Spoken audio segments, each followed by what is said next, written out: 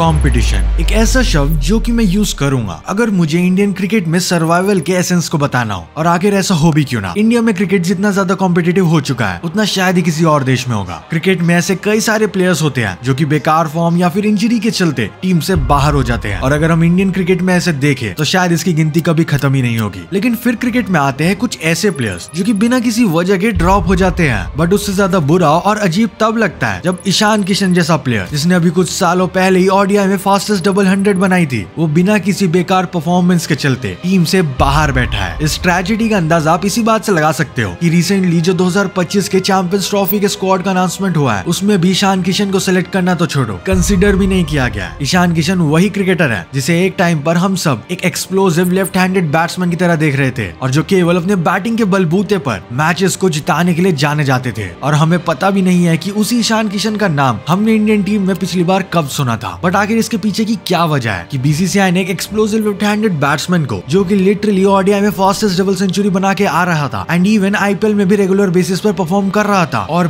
बस 26 साल का था, उसे पिछले एक साल में टीम के बाहर फेंक दिया। और क्या ये ईशान किशन के करियर का एंड हो सकता है? Let's decode why Ishan Kishan is being sideline.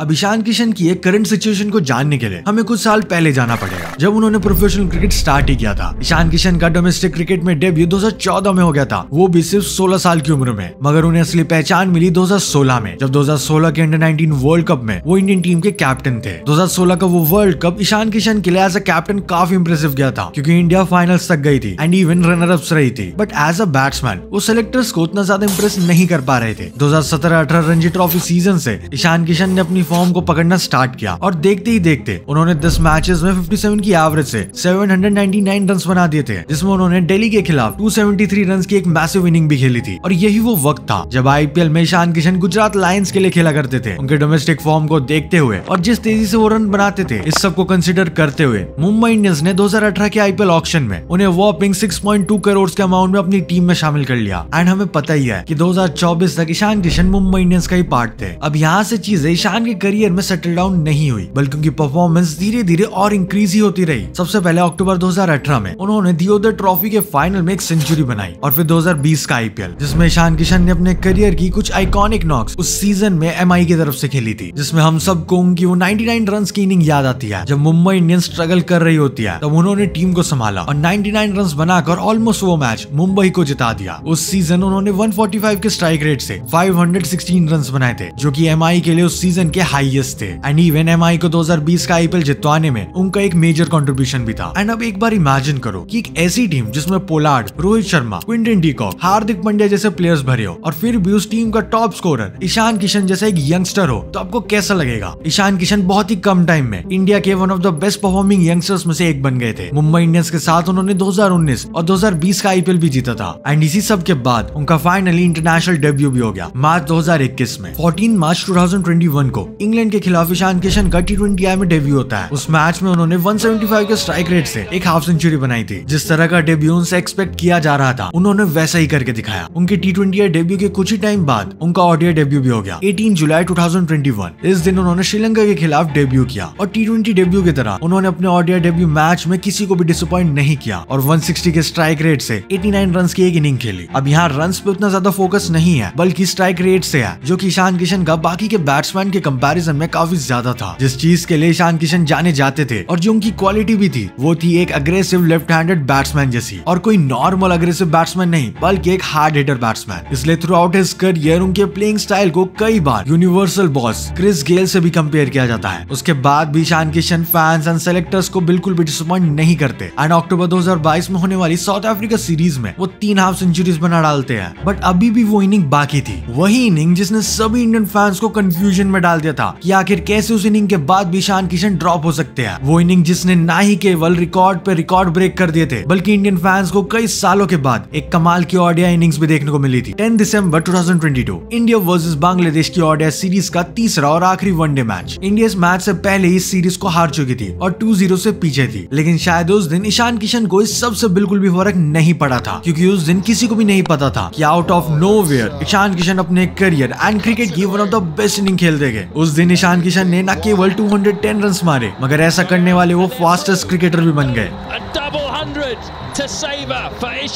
उन्होंने 126 बॉल्स में 210 रन मारकर क्रिस गेल का फास्टेस्ट डबल सेंचुरी का रिकॉर्ड तोड़ दिया था। एक लेफ्ट हैंडेड बैट्समैन 160 के स्ट्राइक रेट से डबल सेंचुरी मार दे, ऐसा क्रिकेट में पहली बार हुआ था। उस इनिंग की वजह से न केवल इंडिया ने वो मैच जीता, मगर अब ईशान किशन न्यूज मीडिया की हेडलाइंस में आ चुके थे। सभी इंडियन फैंस और एक्सपर्ट्स को यही लग रहा था कि इंडिया को अब एक लंबे समय के लिए एक क्लासी लेफ्ट हैंडेड ओपनर मिल चुका है। मगर उसके बाद ईशान किशन के करियर में कुछ ऐसे टर्न्स आए जिसे समझ पाना आज भी मुश्किल है। जब ईशान किशन ने 210 रन की वो आइकॉनिक इनिंग खेली थी, सभी ने एक्सेप्ट कर लिया था कि ईशान किशन आने वाले 2023 के ओडीआई वर्ल्ड कप में इंडिया के लिए फर्स्ट चॉइस ओपनर हो गए। मगर सभी को शौक तब लगा जब अगली ओडीआई सीरीज जो कि श्रीलंका के खिलाफ थी, उसमें ईशान किशन की जगह शुभमन गिल को चुना गया। अब ऐसा नहीं है कि गिल उस टाइम पर एक बेकार चॉइस थे। इनफैक्ट गिल का उस साल ओडीआई में record one of the best था, मगर एकदम उस प्लेयर को ड्रॉप कर देना जो कि ओडीआई में डबल 100 बना के आ रहा हो, ये चीज काफी ज्यादा क्वेश्चनेबल थी। और हद तो तब हो गई जब उसके बाद हुई ओडीआई सीरीज में ईशान किशन को नंबर 5 पे ट्राई किया गया था। एंड मानो या ना मानो, पूरे साल ईशान किशन के साथ यही चलता रहा जैसे कि वो कोई मिडिल चाइल्ड हो एंड उन्हें बस इधर से उधर किया जा रहा है। वो उस पूरे साल ओडीआई वर्ल्ड कप तक इंडिया के सेकंड चॉइस ओपनर ही रहे। एंड इनफैक्ट उन्होंने बीच बीच में ओपनिंग करते टाइम कुछ शानदार नॉक्स भी खेली थी, मगर जैसा ट्रीटमेंट और अपॉर्चुनिटीज उन्हें उस साल मिलनी चाहिए थी वैसी नहीं मिल पाई। एंड इवन उनका उस साल टेस्ट डेब्यू भी हुआ एंड देन 2023 के ओडीआई वर्ल्ड कप के लिए उन्हें सिलेक्ट भी कर लिया गया। But at the end of the day वो थे तो एक बैकअप ओपनर ही, और ऐसा हमें वर्ल्ड कप में भी देखने को मिला जहां उन्होंने शुरू के मैचेस में गिल की एब्सेंस में ओपनिंग करी, लेकिन उन मैचेस में वो कुछ खास नहीं कर पाए और टोटल 47 रन ही बना पाए। 28 नवंबर 2023 को ऑस्ट्रेलिया के खिलाफ उन्होंने T20 मैच खेला और यह आखिरी बार था जब हमने ईशान किशन को इंटरनेशनल मैच में खेलता हुआ देखा हो। तब से लेकर अब तक ऑलमोस्ट 450 से ज्यादा दिन हो चुके हैं एंड ईशान किशन का टीम में सिलेक्शन तो छोड़ो, उनका सिलेक्शन थीम के आसपास कोई नामो निशान तक नहीं है। बट आखिर ऐसा क्या हुआ कि साल बीत गए, कई प्लेयर्स के डेब्यू तक हो गए, मगर ईशान किशन अभी भी बीसीसीआई के द्वारा साइडलाइंड है। इस सब की शुरुआत होती है ईशान किशन के आखिरी इंटरनेशनल मैच के ठीक 3 महीने बाद, जब 28 फरवरी 2024 को बीसीसीआई के द्वारा एक सेंट्रल कॉन्ट्रैक्ट की एक लिस्ट निकाली जाती है जिसके थ्रू इंडियन प्लेयर्स को एनुअल सैलरी भी मिलती है। एंड ये कॉन्ट्रैक्ट उन्हीं प्लेयर्स को दिया जाता है जो कि पूरे साल इंडिया को रिप्रेजेंट करने वाले हैं एंड फिर जाके उन्हें एक एनुअल सैलरी मिलती है। बट शॉकिंगली उसमें ईशान किशन और श्रेयस अय्यर का नाम मिसिंग था, यानी इंडिया के 2 मेन प्लेयर्स जो भी हाल ही में इंडिया को वर्ल्ड कप में रिप्रेजेंट करके आ रहे थे, उन्हें सेंट्रल कॉन्ट्रैक्ट से ही रिमूव कर दिया जाता है। ईशान किशन और उनके फैंस के लिए ये चीज काफी ज्यादा डिसअपॉइंटिंग थी, क्योंकि पहले ऐसा कभी नहीं हुआ था कि जो Indian players regularly Indian team का पार्ट है उन्हें टीम से ही रिमूव कर दिया गया हो। अब इसके पीछे रीजन काफी सिंपल था। इस सब अनाउंसमेंट के बाद बीसीसीआई के सेक्रेटरी जय शाह ने बाद में इस सब के पीछे एक रीजन देते हुए कहा कि श्रेयस अय्यर और ईशान किशन ने बोर्ड का इंपॉर्टेंट रूल फॉलो नहीं किया। एंड ये रूल काफी सिंपल था, अगर कोई प्लेयर फिट है और इंटरनेशनल क्रिकेट नहीं खेल रहा तो उसे डोमेस्टिक क्रिकेट में पार्टिसिपेट करना नेसेसरी है। इसी रूल के वायलेशन के चलते बीसीसीआई ने ये डिसाइड किया कि इन दोनों प्लेयर्स को इस साल के सेंट्रल कॉन्ट्रैक्ट से एक्सक्लूड कर दिया जाए। एंड यहाँ पर यही सवाल आगे खड़ा हो जाता है कि क्या सिर्फ डोमेस्टिक क्रिकेट ना खेलने की वजह से ईशान किशन को इंडियन टीम के लिए इनएलिजिबल माना जा सकता है, डिस्पाइट उनकी सारी मेहनत जो उन्होंने नेशनल टीम के लिए किया। बट वहीं ईशान किशन का साल 2024 ये क्लियरली दिखाता है कि उन्होंने कंसिस्टेंटली क्रिकेट खेलने की कोशिश करी। आईपीएल 2024 के दौरान 22 मार्च से 26 मई तक उन्होंने मुंबई इंडियंस की तरफ से खेला और 14 इनिंग्स में टोटल 320 रन बनाए थे और काफी डिसेंट वे में इस टूर्नामेंट को फिनिश किया था। उनका स्ट्राइक रेट 148.84 का था जो उनकी अटैकिंग बैटिंग को साफ साफ दिखाता है, लेकिन उनका एवरेज सिर्फ 22.86 का रहा जो without any doubt improvement demand करता है। आईपीएल खत्म होने के बाद इंडियन टीम में वापसी करने के लिए उन्होंने वो किया जिसकी वजह से उन्हें सेंट्रल कॉन्ट्रैक्ट से निकाल दिया गया था, डोमेस्टिक मैचेस को खेलना। 2024 की दुलीप ट्रॉफी में ईशान किशन ने इंडिया सी की तरफ से खेलते हुए 4 इनिंग में टोटल 134 रन बनाए with an average of 33.50 and strike rate of 79.29। एक मैच में उन्होंने शानदार 111 रन भी बनाए थे, वो भी 126 बॉल्स में, लेकिन बाकी के मैचेस में ये कंसिस्टेंसी मिसिंग थी। इसके बाद ईरानी कप के एक मैच में उन्होंने सिर्फ 38 रन बनाए। रणजी ट्रॉफी के दौरान झारखंड की तरफ से खेलते हुए उन्होंने सिर्फ 3 इनिंग्स में 138 रन बनाए with N impressive average of 46 and strike rate of 68.32। Ranji trophy के इस सीजन के 25th टेस्ट मैच में उनका बेस्ट परफॉर्मेंस था जब उन्होंने 158 बॉल्स में 101 रन की शानदार इनिंग खेली। एंड फिर इसके बाद 2024 की सैयद मुश्ताक अली वाली ट्रॉफी में ईशान किशन ने झारखंड के लिए 6 इनिंग में 32.20 की एवरेज के साथ 161 रन बनाए, जिसमें उनका एवरेज 167 का था। अब ऑलमोस्ट 6 से 7 महीने हो चुके हैं ईशान किशन को डोमेस्टिक क्रिकेट में खेलते हुए, और इतने इंप्रेसिव परफॉर्मेंस के बाद भी बीसीसीआई ने ना ही उन्हें इंग्लैंड सीरीज में सेलेक्ट किया और ना ही 2025 में होने वाली चैंपियंस ट्रॉफी के स्क्वाड में जगह दी, जहां एक तरफ यशस्वी जायसवाल को बिना ऑडियो डेब्यू के डायरेक्टली चैंपियंस ट्रॉफी के स्क्वाड में जगह मिल रही है और शुभमन गिल को वाइस कैप्टन प्रमोट किया जा रहा है। वहीं पर ईशान किशन के पास ना कोई सेंट्रल कॉन्ट्रैक्ट है और ना आगे के लिए कोई पाथ। आपको क्या लगता है, क्या ईशान किशन 2025 के आईपीएल में एसआरएच की तरफ से खेलते हुए इंडियन टीम में कमबैक करने का अधूरा काम जो कि उन्होंने डबल 100 से शुरू किया था उसे पूरा कर पाएंगे, या फिर इस साल भी वो बस डोमेस्टिक क्रिकेट ही खेलते रह जाएंगे? कमेंट करके अपना ओपिनियन जरूर बताना। अगर शुभमन गिल के ऊपर वीडियो देखना तो यहाँ पर क्लिक करो, अगर पृथ्वी शॉ के ऊपर वीडियो देखना तो यहाँ पर क्लिक करो। Thanks for watching.